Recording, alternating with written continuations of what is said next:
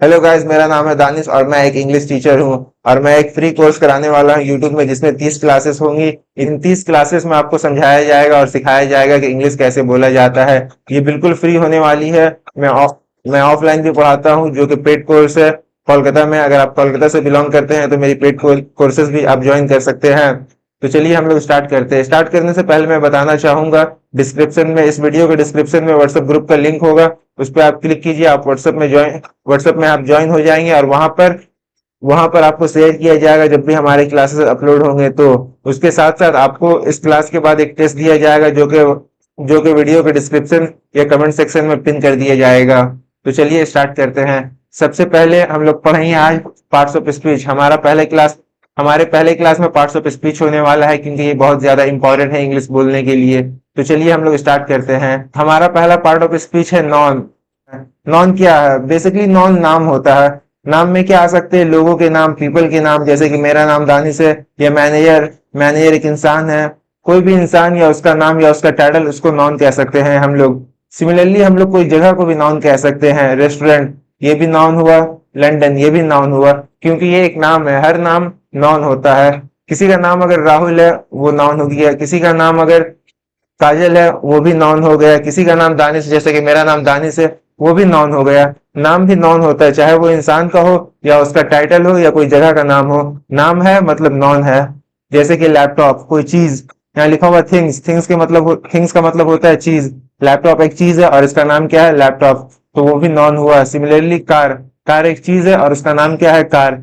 तो ये हुआ नॉन। कोई भी चीज का अगर नाम हो, वो नॉन होता है। स्ट्रैटेजी, स्ट्रैटेजी एक ऐसा चीज है जिसे हम लोग देख नहीं सकते और छू नहीं सकते, लेकिन समझ सकते। ये एक आइडिया है और इसका भी नाम है क्या? स्ट्रैटेजी। तो इसे हम लोग नॉन कहेंगे। यहाँ बिजनेस, बिजनेस भी एक नाम है, तो इसे भी हम लोग नॉन कहेंगे। तो कोई कह सकता है नीड, नीड भी एक नाम है, इसे भी नॉन कहेंगे। नहीं, नीड नॉन नहीं है। नीड एक वर्ड है जो एक चीज को बताता है, इसे नाम कहना गलत होगा। सिमिलरली यहाँ हम लोग कह सकते हैं कि हाँ गुड है, ये भी तो नाम होगा। नहीं, ये नाम नहीं है, ये क्वालिटी को बताता है। तो जो नाम होता है उसी को हम लोग सिर्फ नॉन कहते हैं। अब प्रोनाउन की तरफ बढ़ते हैं हम लोग।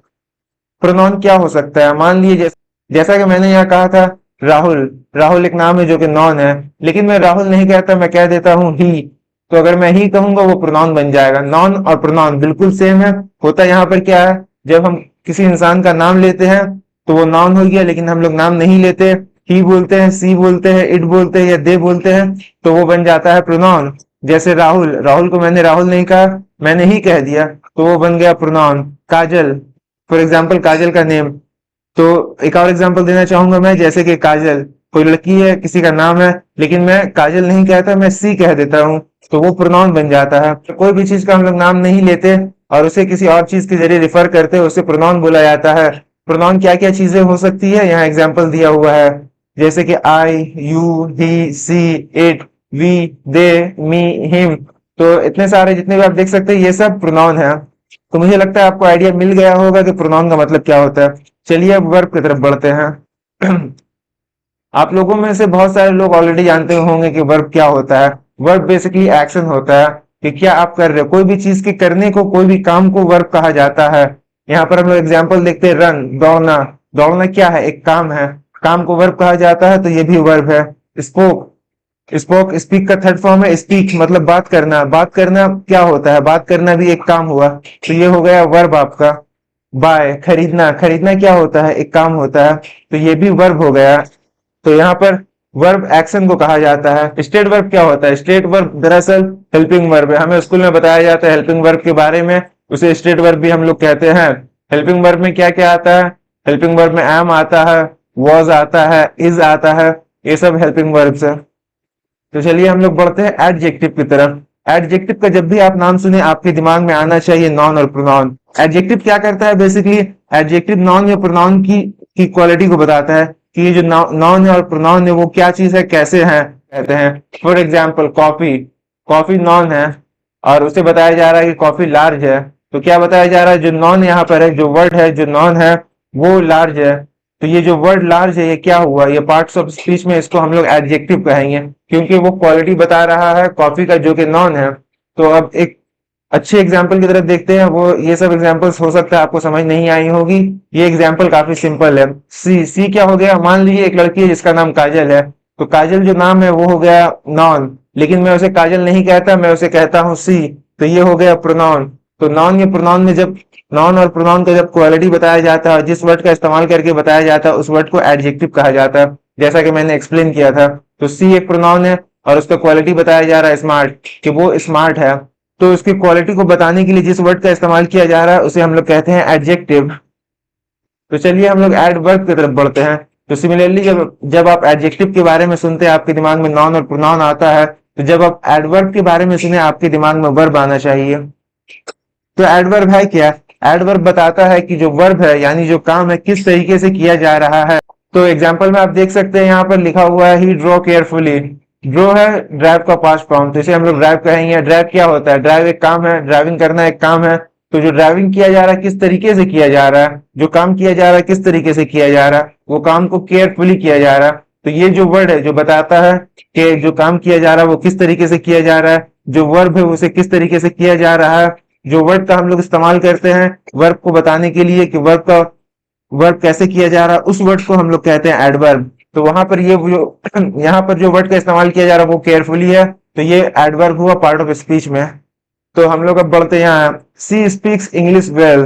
तो यहाँ सी क्या होगा? सी कोई भी लड़की हो सकती है, उसका नाम नहीं लिया जा रहा, सी हम लोग बोल रहे हैं, तो ये प्रोनाउन हो गया। स्पीक्स स्पीक्स वर्ब हो गया। किस तरीके से बोला जा रहा है? वेल, अच्छे तरीके से बोला जा रहा है, वो इंग्लिश अच्छे तरीके से बोलती है। तो जो काम किया जा रहा है किस तरीके से किया जा रहा है? अच्छे तरीके से किया जा रहा है। तो जो वर्ड का इस्तेमाल हम लोग कर रहे हैं काम को बताने के लिए कि किस तरीके से किया जा रहा है उसे एडवर्ब कहते हैं। तो यहाँ पर वेल एडवर्ब है। तीसरे एग्जाम्पल की तरफ बढ़ते हैं। यहाँ लिखा हुआ है they finish the work quickly.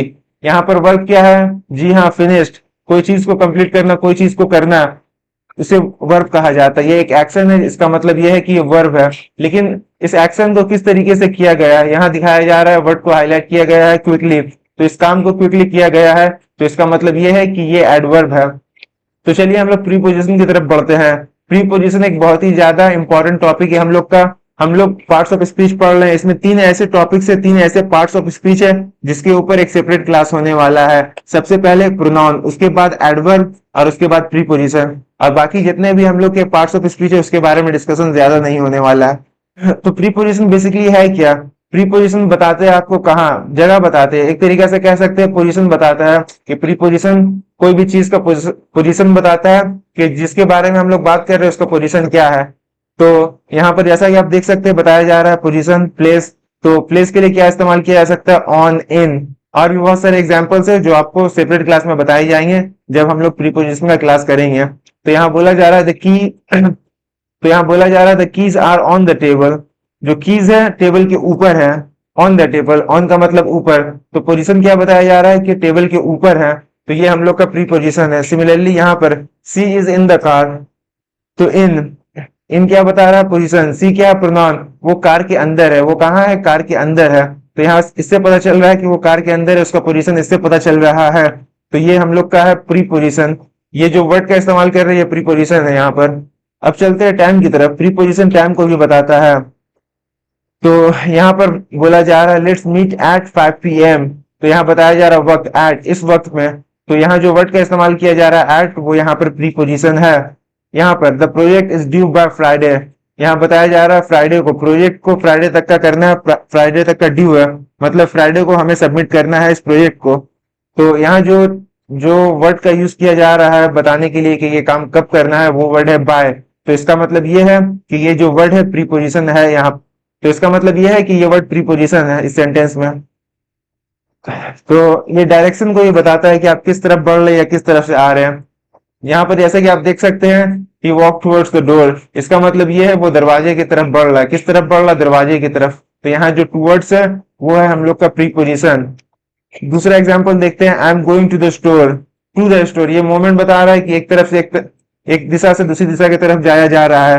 तो ये यहाँ पर प्रीपोजिशन है। प्रीपोजिशन समझने में आपको मुश्किल होगा, टेंशन लेने वाली बात नहीं है। इसके लिए सेपरेट क्लास होगा और बहुत ही अच्छे तरीके से एक्सप्लेन किया जाएगा। प्रीपोजिशन बहुत ही ज्यादा इंपॉर्टेंट है। तो चलिए हम लोग बढ़ते हैं आगे। यहाँ दो और ऐसे पार्ट्स ऑफ स्पीच है जिनके ऊपर हमें फोकस नहीं करना है, लेकिन मैं आपको बता देता हूँ ताकि आपको नॉलेज रहे। सबसे पहले कंजेक्शन। कंजेक्शन क्या बताता है? कंजेक्शन एक सेंटेंस को दूसरे सेंटेंस से जोड़ता है। तो यहाँ पर आप जैसा कि देख सकते हैं, आई वॉन्ट टू गो, मैं जाना चाहता हूँ या मैं जाना चाहती हूँ, एक सेंटेंस है। यहाँ दूसरा सेंटेंस क्या है? आई एम टू टायर्ड, मैं बहुत टायर्ड हूँ। तो यहाँ दो सेंटेंस है, लेकिन दोनों सेंटेंस को जोड़ा जा रहा है इस वर्ड का इस्तेमाल करते हुए बट। तो ये कंजेक्शन है। तो आगे की तरफ बढ़ते हैं, इंटरजेक्शन। कंजेक्शन में क्या क्या आ सकता है मैं एक बार बता देता हूं, जैसे कि बट हुआ, बिकॉज हुआ, एंड हुआ, और हुआ। जो भी वर्ड एक सेंटेंस को दूसरे सेंटेंस से जोड़ता है उसे कंजेक्शन कहा जाता है। चलिए इंटरजेक्शन की तरफ बढ़ते हैं। इंटरजेक्शन क्या होता है? इंटरजेक्शन रिएक्शन बताता है। जैसे कोई चीज देख के आप सरप्राइज हो गए, आप बोलते वाओ, तो ये इंटरजेक्शन है। आपको चोट लगा, आप कहते हैं आउच, या करते हैं जिससे आप अपना एक्सप्रेशन बताते हैं, उसे इंटरजेक्शन कहा जाता है। और ये दो चीजें हमें नहीं पढ़नी है, ये हम लोग का स्पोकन इंग्लिश में उतना इंपॉर्टेंट नहीं है। तो चलिए आगे बढ़ते हैं। 20 एमसीक्यू है हम लोग के पास जो हम लोग मिलकर सॉल्व करेंगे। तो चलिए पहला क्वेश्चन सॉल्व करते हैं। यहाँ लिखा हुआ है please put the files on my desk. On, यहाँ पर जो हाईलाइट किया हुआ वर्ड है ऑन। तो जो हाईलाइट, यहाँ सवाल बेसिकली पूछा जा रहा है जो भी वर्ड हाईलाइट किया हुआ वो कौन पार्ट ऑफ स्पीच से बिलोंग करता है। जैसा कि मैंने बोला था, जो पोजीशन को बताता है, ये क्या बता रहा है? ये बता रहा है पोजीशन, कि फाइल को डेस्क के ऊपर रखो। तो अगर पोजीशन को बताता है तो क्या होता है? वो होता है प्री पोजीशन। दूसरे क्वेश्चन की तरफ बढ़ते हैं। यहाँ बोला जा रहा है I need you to finish this project by Friday. यहाँ जो वर्ड हाईलाइट किया हुआ है फिनिश। फिनिश क्या हो सकता है? फिनिश करना एक काम करने के बराबर होता है। फिनिश का मतलब एक काम करना।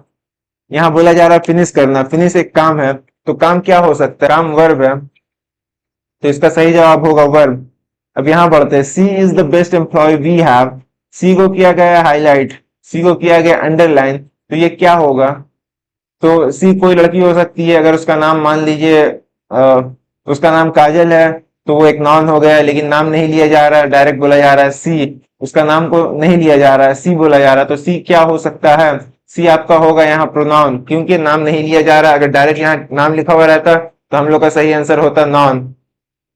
तो चौथे नंबर क्वेश्चन की तरफ बढ़ते हैं। यहाँ बोला जा रहा है the traffic was terrible this morning.